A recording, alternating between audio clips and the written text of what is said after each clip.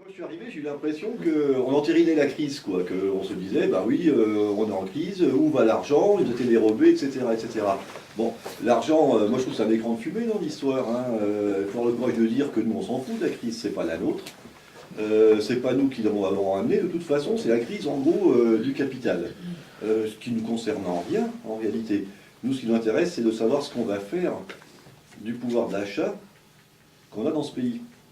Et la France n'est pas un pays pauvre, hein. Si on procède par comparaison, pardon, hein. Donc on se demande comment il peut y avoir des pauvres déjà. Alors ça... Avec une telle productivité. Ah oui, Hein, surtout qu'à chaque fois, chaque année, que jamais les travailleurs n'ont été aussi productifs, là vraiment, on peut se demander. Donc en fait, c'est pas qu'on nous fait les poches, c'est qu'on a délibérément laissé notre argent à la disposition des accapareurs. Et il serait temps qu'on se réveille là-dessus.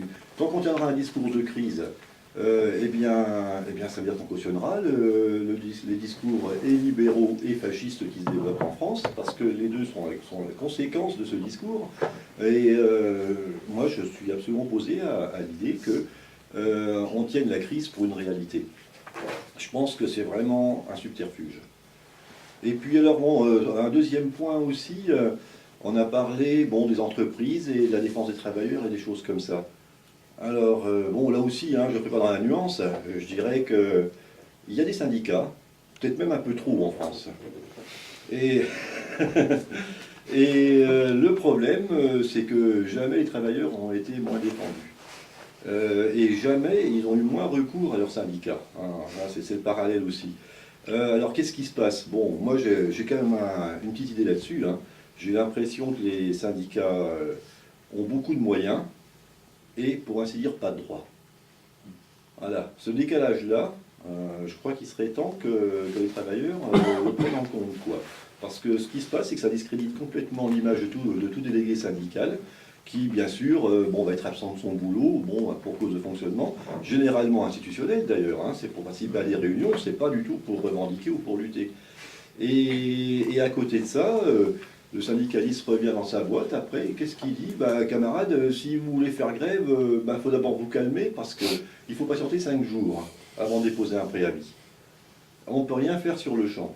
Ou alors, on est dans l'illégalité, on file au tribunal, comme ce qui arrivait à Besançon il n'y a pas longtemps, avec la Poste, sous les prétextes fallacieux.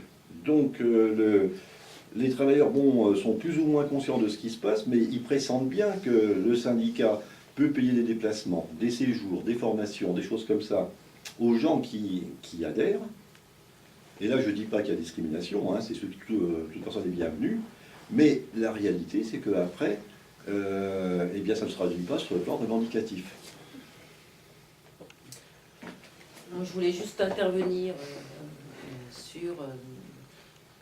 il y a beaucoup de gens ici, dont Nelly, qui fait un peu les marchés avec moi, qui voit un petit peu ce que pensent les gens.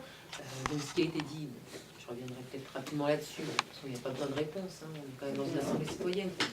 Mais par rapport aux remontées, il faut expliquer aux gens, ça a été dit à plusieurs reprises, moi j'ai pas cette sensation que les gens ne comprennent rien. Tout le monde a compris qu'il y avait une crise, que c'était la crise du capitalisme, etc. Mais les gens, ils sont tellement pressurés, ce que tu dis, Zoran, en disant ils nous font les poches, etc. Les gens, ils ont quasiment un pouvoir d'achat qui a diminué, et demain ils savent bien qu'il diminuera encore, et qu'on arrivera en juin difficilement, et si juin, la gauche gagne. Et je suis d'accord pour dire que rien n'est fait, que chaque jour on nous annonce autre chose. Le sommet social s'est transformé en sommet pour l'emploi, et maintenant c'est un sommet pour la crise. Demain ce sera peut-être un sommet... rien. Voilà, donc chaque jour on nous apprend des choses, mais quand on va vraiment à la rencontre des habitants, tout ça c'est dit. Et moi, je suis étonnée parce que c'est dit sur tous les quartiers. C'est dit sur mon lieu de travail. Je suis fonctionnaire. Là, j'ai voulu me mettre au service du public. Voilà. Et c'est vrai que je suis toujours étonnée. Quand j'étais sur le quartier des Grésilles samedi, quand je rencontre des jeunes qui ne travaillent pas, etc., ils m'expliquent la crise mieux que j'en suis capable. Ils expliquent tout ce qui s'est passé. La seule chose qu'ils disent, mais comment tu veux qu'on arrive à se motiver, qu'on arrive à se mobiliser, alors que notre seule pensée actuellement, c'est comment on va remplir le frigo etc. Comment tu veux qu'on aille chercher du boulot? Parce que pendant 1 mois, 2 mois, 3 mois, puis j'étais assistante sociale, je peux en parler, on s'est levé à 8 h du matin pour aller faire le tour des boîtes, aller s'inscrire en intérim ou aller à Pôle emploi, et la seule réponse qu'on a, c'est repasser demain, on n'a rien pour vous aujourd'hui. Donc les gens finissent par être complètement attentistes. En attendant quoi? En attendant rien. Et le seul souci, c'est que les gens qui sont capables de dire, politiquement, je parle, voilà une alternative est possible, et ben, il n'y a que Mélenchon. Ce que disait, je crois, Alex, en disant la gauche, on l'attend. J'ai appris hier ou avant-hier, par hasard, qu'Hollande avait décidé, comme il était devant, il ne bougerait pas. Et une fois qu'il sera peut-être derrière ou à côté, là, il annoncera son programme. Je trouve ça quand même assez lamentable en me disant on a besoin de la gauche et de toute la gauche, parce que si demain c'est pas Mélenchon qui passe, on sera vraiment très attristé. C'est possible. Aujourd'hui, il a 8, 9, j'espère que demain il sera 40, 50, etc. Si c'est pas le cas, et si c'est Hollande qui passe, ça voudra dire que tout ce qu'on fait là, il faut que ça serve. C'est pas se dire on n'ira jamais avec ces sociodémocrates, ces traites, etc. Ça veut dire on ira. Et si on y va, c'est pour changer de politique, c'est pour redonner confiance à tous ces gens-là qui viennent nous voir, qui voteront certainement pour nous et qui croient en changement. Mélenchon est le seul candidat actuellement, et nous tous, tous ces candidats qui à travers la France et nous tous ici, on est les seuls à dire qu'il faut changer la société.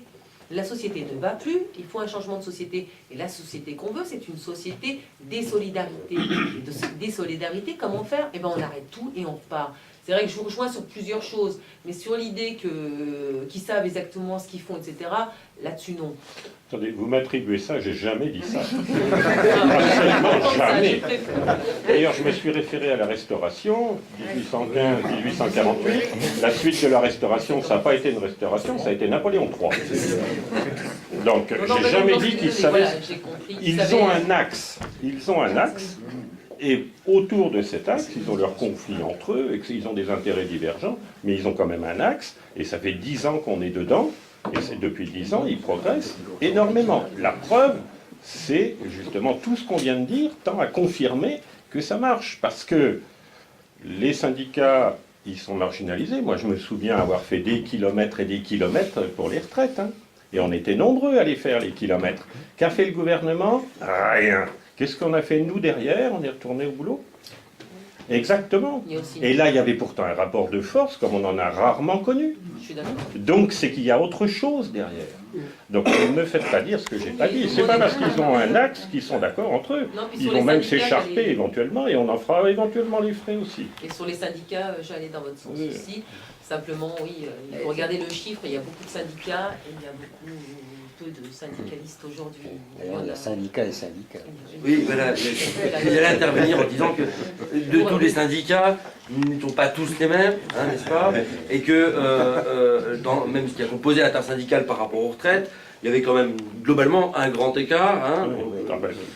Tout à fait. Voilà, parce que ils portent aujourd'hui des grandes fédérations. Il y avait quand même du monde dans la rue, il y a quand même eu un mouvement assez vaste. C'est toujours la même chose. On peut mettre 3 millions de personnes dans la rue. S'il n'y a pas une orientation qui va leur permettre de donner une perspective et qui va faire en sorte que ce mouvement dépasse une journée, puis une autre, ça ne va pas. Sauf que, évidemment, cette orientation est complètement bloquée, parce qu'une des grandes confédérations en France, globalement, a décidé de trahir l'intérêt des autres. Aussi parce qu'il n'y a pas eu de relais politique. Le relais Moi, je pense politique, que le relais politique a fait défaut. Oui, une manifestation pour la retraite, il n'y a pas de relais politique. Non, il n'y en a pas eu. Il n'y a pas eu d'hommes politiques avec nous. Ils sont venus de temps à autre pour ça, mais... Il y a eu des petits politiques un peu comme nous. Il fallait les chercher dans les manifestes qui étaient. Non, mais il n'y a pas eu de relais véritable, il n'y a pas eu d'action, il n'y a pas eu de... Mais peut-être qu'il faut poser le problème en sens inverse. Moi, parce que on peut critiquer les directions syndicales, c'est vrai que il y a de quoi faire. Mais le vrai problème, c'est comment se fait-il que dans un pays où les gens, comme disait Najat, comprennent à peu près les enjeux, ça ne débouche pas, effectivement.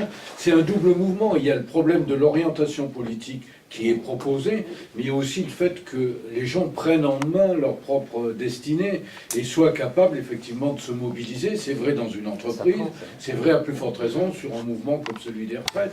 C'est-à-dire que si dans le mouvement qu'on a connu, qui était effectivement extrêmement large, il y avait eu une très large hégémonie, comme on dit, sur une perspective en gros de retour aux 60 ans comme droit. Après, que des gens travaillent plus, c'est autre chose. Mais s'il y avait eu ça, s'il y avait eu une vraie offensive sur comment on calcule ces retraites pour le public comme le privé, comment on harmonisait même éventuellement, mais par le haut et pas par le bas, je pense qu'effectivement, et là on a un vrai problème, qui est le problème de la participation active des citoyens à la vie politique, qui se traduit par le fait d'avoir un taux d'abstention qui est quand même assez élevé, le fait d'avoir à chaque fois cette espèce de rejet, de dégoût par rapport à la chose politique qui consiste à dire, ben, vous voyez, vous prenez les uns, vous les remplacez par les autres et en gros rien ne change. Donc à partir de là, bon, moi je suis plus concerné, si ce n'est par mes enjeux individuels. Et là, c'est vrai qu'il y a tout un travail, et ce type de réunion et les bagarres que mène le Front de gauche depuis qu'il existe, autour de la remobilisation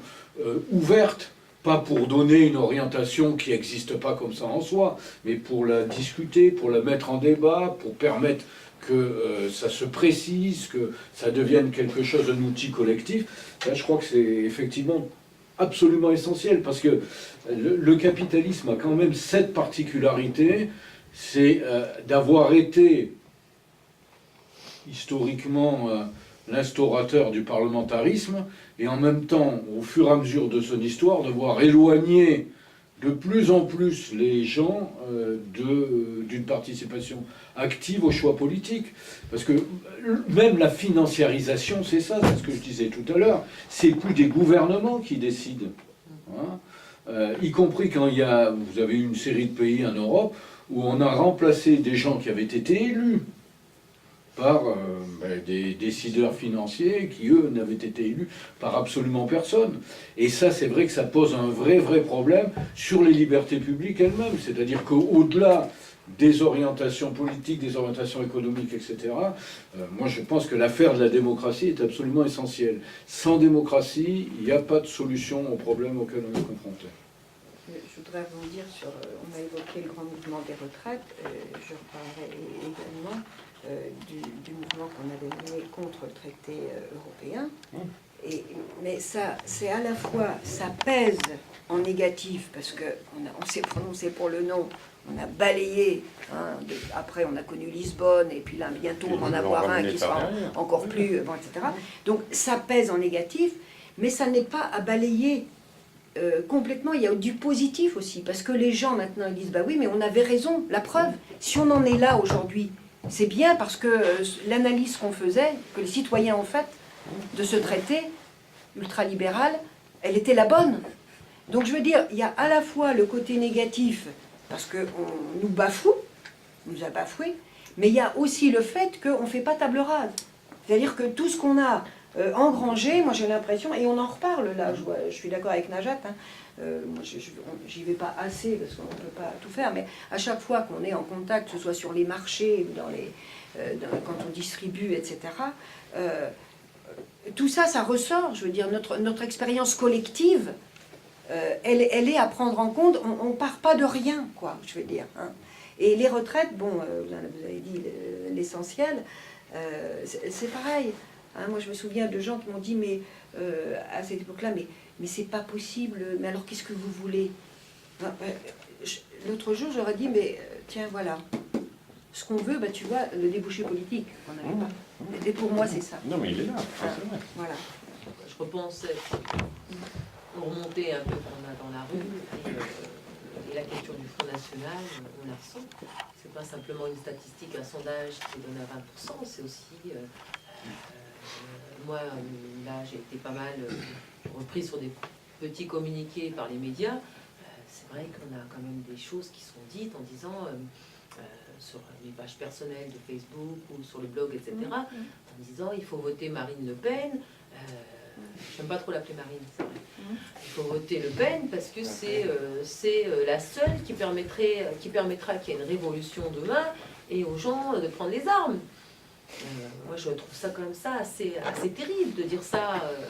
Je trouve que voilà, qu'il y a un manque politique. Et ce que je réponds souvent à ces gens-là, c'est faites la guerre, quoi. Je peux vous demander à des gens qui ont fait la guerre. La guerre, c'est pas ça.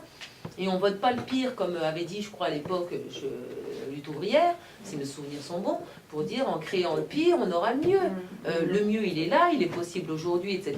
Et puis on se bat quotidiennement, et en plus on n'est pas là, comme tu disais, depuis hier, on est là maintenant depuis des années, à toujours dire, bon, là, une autre politique est possible, mais c'est tous ensemble qu'il faut la faire. Et ça, je pense qu'il y a quand même, ça commence quand même à rentrer, quoi. Et le Front National, il faut le combattre, il faut continuer à dire, bon, c'est pas une solution ni au changement, c'est pas une préférence nationale en disant, bon, ben, moi je suis français, je vais toucher 200 € en plus et j'irai mieux. C'est une politique qui est complètement vide de sens. Les militants qui ont pu recevoir le programme, même pas que les militants, hein, je crois qu'il est sur leur truc, Front National, c'est quand même un truc qui pue, quoi. C'est quand même un truc super facho. Voilà, et il faut le dénoncer tel quel. Moi, quand j'entends des gens issus de l'immigration, comme moi, qui puissent me tenir le discours c'est blanc ou c'est Marine, je comprends pas. Je me dis, bon, qu'est-ce qui s'est passé? Et je me dis, bon, la gauche, dans son ensemble, mais qu'est-ce qu'on a fait, quoi? Et c'est vrai que ce que tu dis, on est tous responsables de ce qui s'est passé. Il n'y a pas Najat, elle arrive, elle va être candidate, ou Mélenchon. Et on est quand même porteur de cette histoire, on est quand même là. Et c'est tous ensemble qu'on peut changer les choses. Après, moi, je leur dis, bon, il faut quand même y aller, etc. Puis il faut expliquer. Mais ce que je disais, les gens ne sont pas bêtes, etc., sur la crise.